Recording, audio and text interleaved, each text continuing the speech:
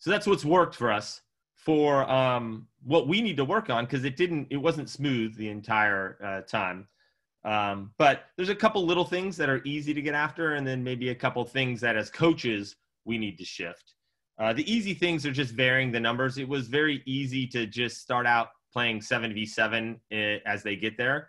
But trying to make sure that some days we were doing 3v3 and that was appropriate for the practice plan that day, or 4v4. It's too easy to fall into just setting up big pitches and having them play in play one, and being real more programmatic about play one. It was difficult to align the levels. Sometimes if your academies or your teams have different levels, some kids can get lost if they're in with the better players. So making sure that you've got a plan of who's going to be playing with who, that's appropriate. And what we found there is it's hard to do at the beginning because everybody's sort of showing up, but then we readjust during practice, and we make sure at the end of practice in play two that we have the right kids together to make it the most fun for them and allow them the biggest growth. Another thing that's interesting or hard for us is just space. If you have another group on before you, getting the space to start the practice play and getting it all set up can be difficult. We got good at using odd spaces on the field. If the middle of the field was open, we sometimes used the center circle and played games in the center circle until the other teams could get off and we could get the space created for practice play. So we got good at using odd spaces in the field. For us as coaches and as an organization, I think the biggest shift was this idea of what we call identifying the teachable moment. And knowing what to do in that teachable moment. So again, it's about the players, giving the game back to the players. It's about asking those guided questions, but you have to be able to identify those moments. You have to be able to figure out whether that's a teachable moment for the group, or maybe it's a teachable moment for the individual. And then regardless of, or depending on where that is, sometimes it might be more appropriate as a guided question. Sometimes it be appropriate as more of a directed question. And being able to identify all those moments and react appropriately is a work in progress. We're not getting it right 100% of the time, but we're getting better. And also adjusting the frequency of those moments, because sometimes we can almost be too frequent, right? We want to actually let the game be for the players. So it's picking the moments that are most important and using those guided questions or directed questions as needed. And the last thing I'll say about those teachable moments is it's different at different age groups, right? With the 06 girls, they're way more guided questions. With the younger kids, you may need to pull and tease it out of them a little bit more. So that's sort of the journey that we're on. Some of the results that we're seeing that I like as a club leader and as a coach, we're seeing more engagement from the players. We used to ask questions before, but they were pretty silent. The players are now getting more and more engaged. They're becoming more confident in communicating, not only with us as coaches, but with each other. So we love the engagement from the players. It's definitely increasing. One of the things that we're focused on in that engagement too is making sure that some of the more silent voices are heard. You can have some players, and we all have them on our teams, who are the louder players, that they're more vocal, but making sure that you're finding and involving those quieter voices helps a lot too. And they're willing to engage. You just have to give them the space. For us, we're seeing that their vision and their decision-making is definitely getting better, which is what we wanted. So we're starting to see that progress on the field. And it's been an overall pretty seamless and easy transition for us. Going forward for this year, for this coming soccer season, we'll have the academy. Rather than it being voluntary, it's going to be recommended. There may be one or two coaches who have not yet taken practice play at that point, but we're going to recommend that they all take the courses and they all start implementing it. And at the recreational level, these are volunteer coaches. We're lucky to get them out there. We will give them practice plans that show practice play and how to put it to use. And then we'll expect that they do it, but it is also a little bit out of our control. But the goal is that the whole academy will be in practice play by the end of the year. and at least at the recreational level, they'll have the tools to implement it as they can. So that's our journey. I just wanted to share that. Low tech. I didn't have any decks, but I'm at the end of this, I'm happy to answer any questions about how it's happening and how it's working with Foothills. Jamie, I think I'm back over to you, or maybe over to the next presenter. Thank you, Matt. I think Jamie keeps getting kicked out, but Jeff, if you're ready and you want to share your screen. Yep. Okay. Thanks, Matt.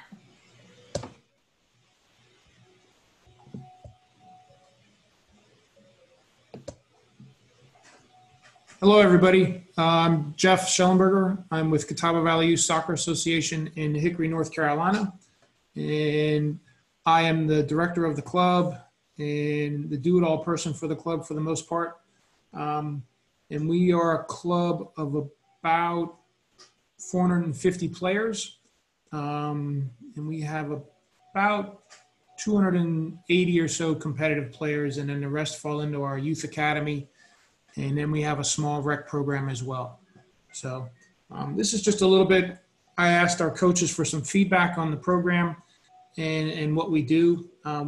We started implementing play, practice, play shortly after it was introduced by US Soccer. So it's been 2 years in the working. We don't mandate it, but I encourage it a lot for our U12 and younger players. And we found it to be very beneficial. Kids are excited to get to practice and excited to start playing. So that part has always been pretty cool. Let me see here. Trying to go to my next screen if I can. Help me out here, buddy. There we go. Pros for our players. As you can see, the kids arrive early. A lot of times we're getting there early and they're anxious to play. They've started to set up their own fields, and we encourage them to do that. They always have a great time playing. It's truly amazing to watch the kids when they're playing and having a good time, and there's no restrictions. Nobody's telling them what to do. We will stop and ask them some questions and then let them get back out and play. And then the kids are asked questions again, and they get, like Matt said, they become very engaged in the game. And that, I think, has been the coolest thing to see our kids do. And it's been beneficial. And I believe that the parents were obviously a little hesitant at first because they kept saying, all you guys do is play. But as they watch the kids, they understand that, the majority of them begin to understand that the kids are having fun, and they can see the improvement come game time. Obviously, it's a process. It doesn't happen right away, but the process has been very beneficial, and we're seeing the benefits of that even in just our U13 and U14 kids now, since we've been promoting this type of methodology for training. Next screen, there we go. Coaches, these are just comments from my coaches. We have 11 head coaches, and everybody coaches multiple teams. And a lot of them we have a mix. We have myself and another coach who's an A licensed coach, and then we have a C licensed coach, and then everybody else for the most part has their D license. And almost everybody has gone through the former methodology of small-sided, expanded, small-sided, and then playing. But everybody now has taken a PPP course. We've offered a couple at our club as well. And these are just some comments from the coaches. I believe the biggest thing that they get out of it is that they enjoy seeing the kids play. They learn to identify player situations and team concerns. They like the fact that if they're pressed for time at work, that they can pull up a lesson plan from US Soccer, and they have a plan going forward. And the guided questions that are provided by U.S. Soccer are key for any coach, especially if they're not familiar with using guided questions. And the other big thing is because the kids want to play and they're so eager to play, the kids are really easy to manage. You put them into games, and even though you move from the first play phase to the practice phase, they're still excited and eager to play. So that has been a huge benefit, I think, for all the coaches, because you have some children that are really crazy sometimes, and they're excited to get out and run around, and this methodology really helps them, and it helps them unwind a little bit and helps them relax before an adult starts talking to them again. So I believe I think that in itself is a huge plus for using the play practice play. Some of the comments for the negatives or the cons from some of our coaches that work with the older kids. Obviously, no dynamic warm-up, and we can let them play and then do a little bit of dynamic after the first part of play. Girls, and I'm not trying to pick on the females, but girls like to socialize, and sometimes they tend to socialize more so when they're playing. Not always, but it happens a little bit more. So we have to stay on top of them sometimes to make sure that they keep focused in a play situation. Players may struggle to focus when moving from one phase to another. And again, that comes, I think, a little bit from our coaches' maybe inexperience in managing the kids, but then also the different abilities that we have on our team, because we could have some exceptional players, and then we can have some new kids all on the same team. So sometimes that makes our transitions a little bit difficult.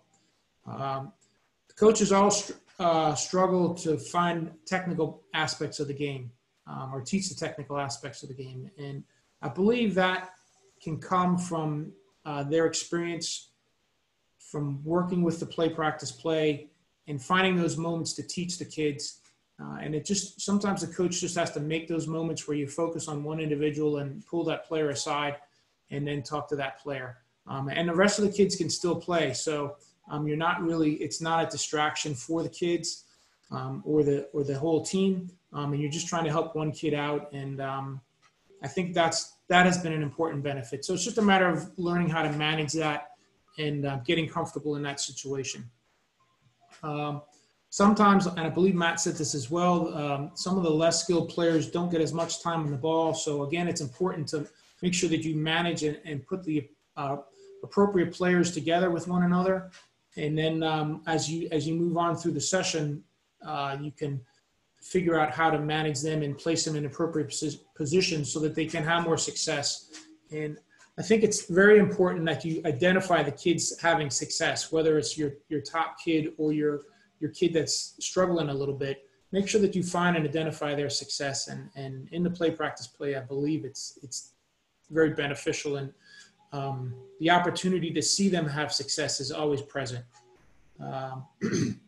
Again, for newer coaches, I believe sometimes they struggle to identify their technical breakdowns, and it may just because they're not familiar with the whole process. They're used to the old methodology.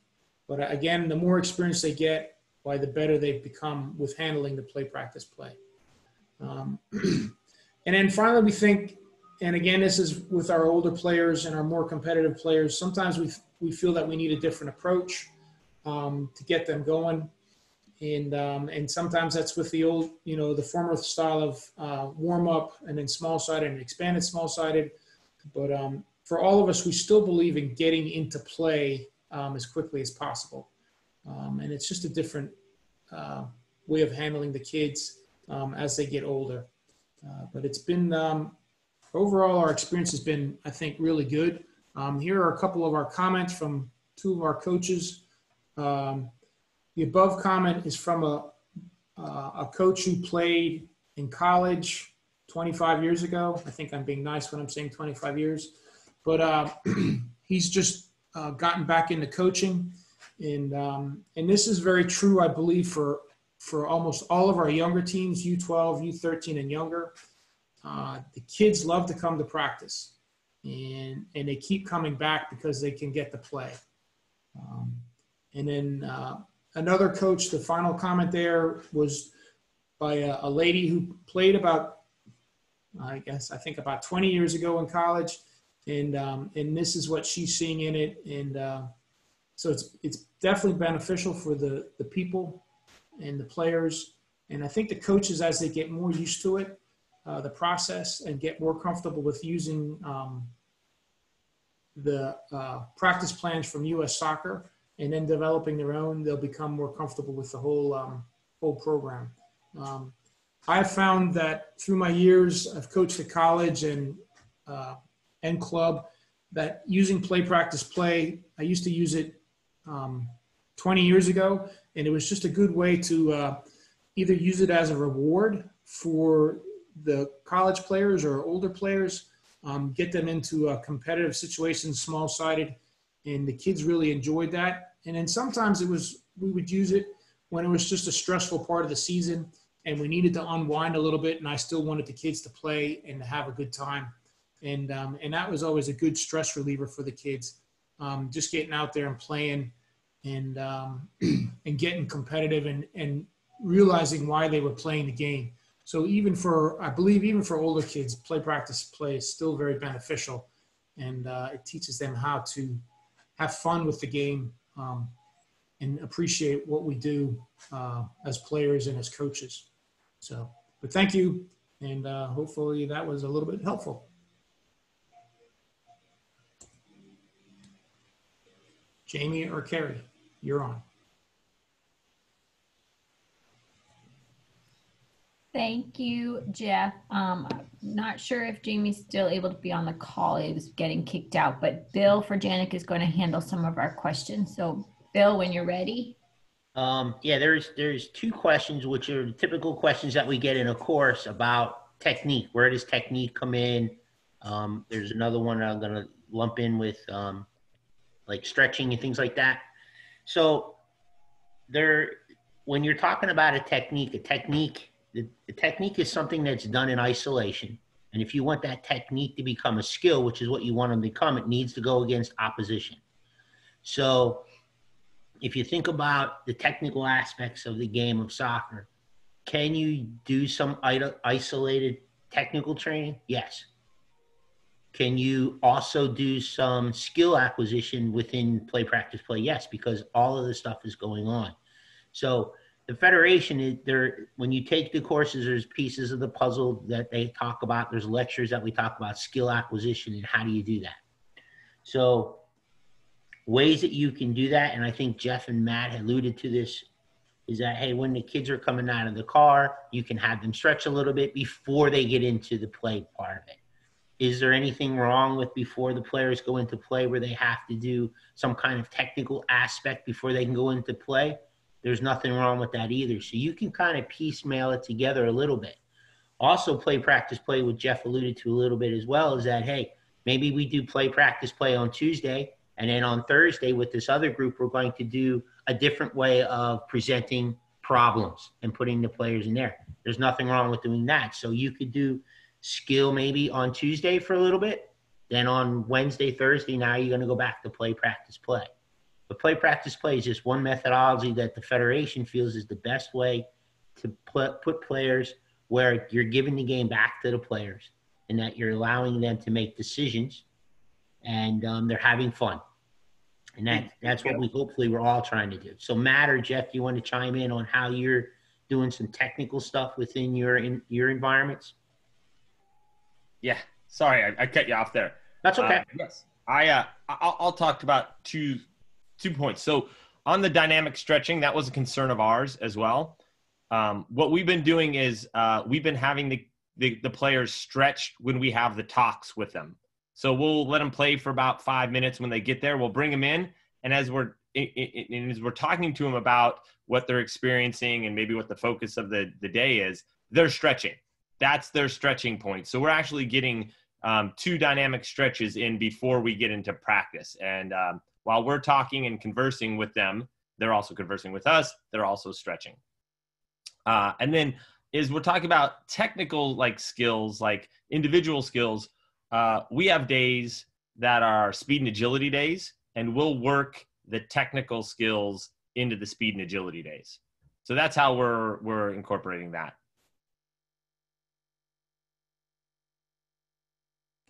Thanks, Matt. Jeff, do you have anything to add in regards to that?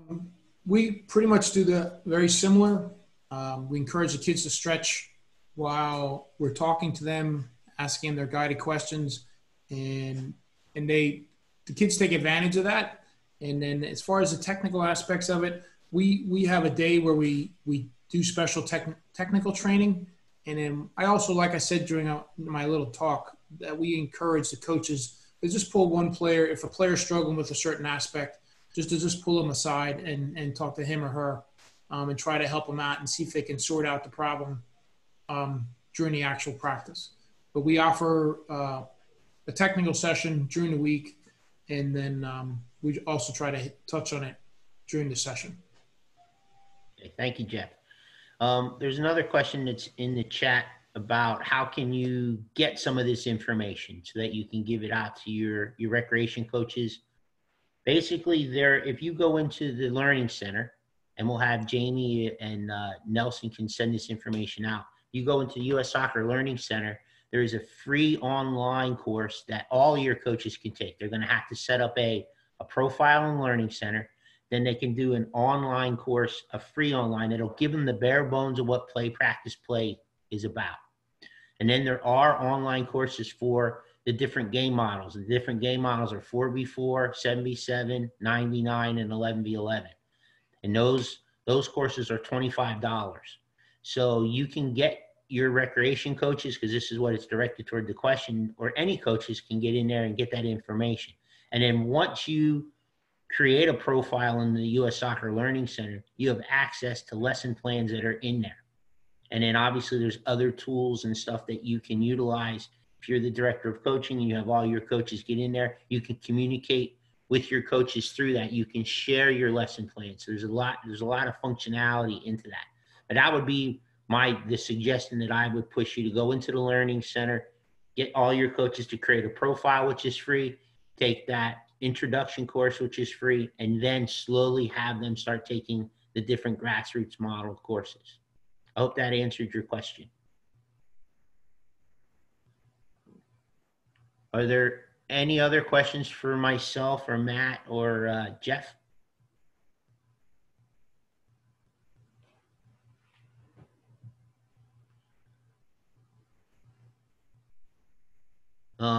That's a great, we had just got a question come in. How do you implement the practice play given the current guidelines of staying 6 feet apart? It's a great question. It is, you're going to have to make sure that you stay within 6 feet apart. That basically now what would you have to do? So I could do exactly what a coach would do, is throw the question back to the group and find out what the answer is. But basically you're probably going to have to do some individual things with your athletes and make sure that you follow all the protocols that are in place for your local government. I don't know what it is like in Oregon right now, but in North Carolina, we're in phase 2. So pretty much everything needs to be done in isolation and make sure everyone is staying 6 feet apart. So it's all the technical stuff that you guys have been asking questions about would be what you're going to have to do. So Jeff, I know are you guys doing training currently? What does that look like? And Matt, I don't know what it's like in Oregon, but maybe you can help someone. What are you guys doing currently, if anything at all? So Jeff, why don't you start? Yeah. So right now we've been going, this is our 4th week. We started June 1st. We put the kids into grids. The grids are about 3 yards by 3 yards. And then, and we do a lot of individual technical work with the kids. So the kids are definitely getting a lot of individual technical work right now. And they've benefited from that, I believe, tremendously. But also the kids want to play. So I call it human foosball. So we kind of still set up the kids in grids, but then we put them in like patterns of, 4v4 where there's the center back is right in front of the goal, and then you have your wing backs and then another forward. in front, and then you just flip that for the other team, and then each kid has to stay in the grid. But it's kind of, you can work on passing patterns that way, and but the grid size kind of stays the same, but it's kind of work. The kids like it. They're itching to get a little bit more competitive, but that's been pretty good for us. So that's what we've done. Oh, cool. Thanks, Jeff. Matt, what do you guys, I don't know what phase you guys are in Oregon, so maybe you have to enlighten me. Yeah, we just returned to play, or practice, I should say, this week. So we are in, exactly like Jeff said, we are on grids of 10 feet by 10 feet. It's all individual skills. It's all strength and conditioning and technical stuff. We are not actually even really, it's not recommended that we pass a ball amongst players. So we actually can't even, foosball is a great idea. I love that foosball idea, but we haven't even reached that level yet. So to answer the question, we aren't doing play, practice, play. We can't actually do it right now, but we're doing the best we can, which is technical skills, individual skills, strength and conditioning. Cool. Thank you. Thank you very much for sharing that, Matt. Any other questions, Jamie, coming across the ticker?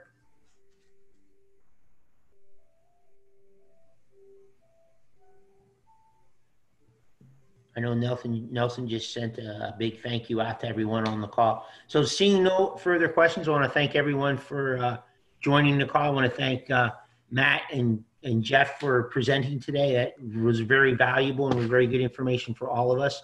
I wish everyone a good and happy next couple of days. Have a good weekend. Excuse me. Everyone stay safe. And if we can help out in any way, shape, or form, please feel free to reach out to us. And see everyone next time. Thank you. Cool. Thank you.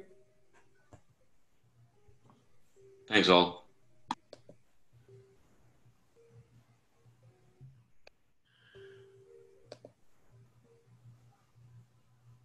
Thanks, Billy. Oh, no problem. Thanks, Jeff. Take care. You too. Thanks, Jeff. Tell Susie I said hello. I will. Yeah, you're welcome, Kerry. You may want to stop the recording, Jamie. Tell Jamie I said thanks as well. I don't think Jamie's on. Okay. Okay. Bye-bye. See you, Jeff. Thanks. Billy, I'm going to end this